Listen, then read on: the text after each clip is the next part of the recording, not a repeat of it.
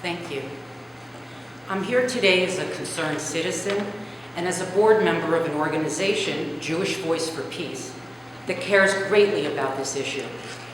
Jewish Voice for Peace is a diverse and democratic community of individuals inspired by Jewish tradition to work together for equality, social justice, and human rights, to support the aspirations of Israelis and Palestinians for security and for self-determination.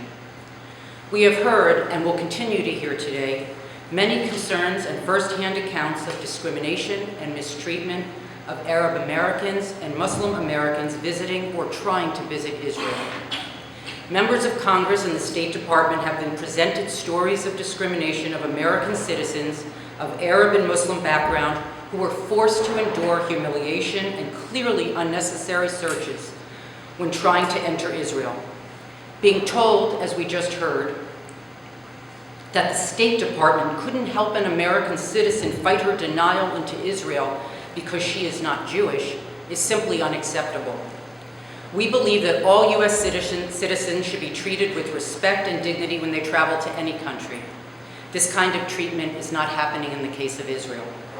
Therefore, Jewish Voice for Peace is calling for the following. We urge members of Congress not to allow Israel to enter the Visa Waiver Program until it eliminates its policies of profiling Arab and Muslim Americans and shows a commitment to treating all U.S. citizens with dignity and respect. We ask that members of Congress call upon the State Department to provide an annual briefing to appropriate congressional committees about the treatment of U.S. persons at Israeli points of entry, and that the State Department record and document incidents of harassment and discrimination of U.S. citizens of Arab and Muslim background visiting Israel. As members of the Jewish community, we call upon Israel to end its discrimination of U.S. citizens of Arab and Muslim background and to stop denying entry to Arab and Muslim Americans. Further, while the majority of those harassed are disproportionately Muslims and Arabs, there are also documented cases of political activists who are not Muslim or Arab being detained and denied entry. This too is unacceptable. Having a political perspective that is not aligned with the Israeli government should not be cause for refusing a person entry into the country. That would not be acceptable anywhere else and should not be acceptable for Israel.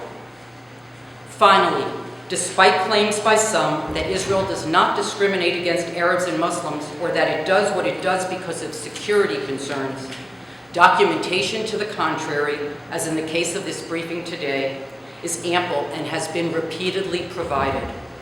We and others here today are able to offer any additional information you may need to reveal that Israeli government behavior is not about security, but rather is politically motivated, is about intimidation, and is clearly discriminatory in nature.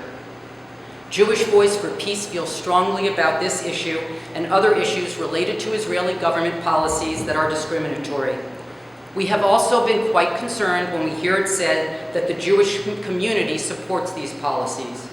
Hundreds of thousands of Jews across the U.S. do not support these Israeli government policies and instead support a platform based on human rights and equal rights for all. For those who may not be familiar with Jewish Voice for Peace, we have over 140,000 supporters, a rabbinic council of several dozen members, a vibrant youth wing, and 40 chapters nationwide engaged in work that reflects the views of Jews who are partners in a wide range of organizing and advocacy for peace and for justice, such as, for example, for academic freedom, against Islamophobia and anti-Muslim bigotry, and for the kinds of fair policies and practices we are calling for today.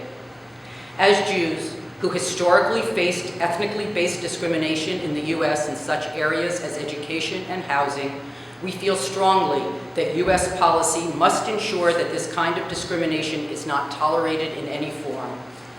JVP has already had about 20 meetings in our districts with members of Congress or their staff over the last 6 months to make our views known. We've also drafted policy statements, sent action alerts, and mobilized our supporters across the United States. Our plans for coming months are to double these efforts and to make our voices heard and views known that as American Jews, We respect and support the promotion of equal rights and do not support Israel being allowed to enter the visa waiver program as long as it continues a policy of discrimination and does not treat all U.S. citizens with the respect they deserve. What is being called for, quite simply, is to not grant special privileges to Israel without requiring that basic fundamental rights are respected. This is, at its core, a moral issue. Thank you.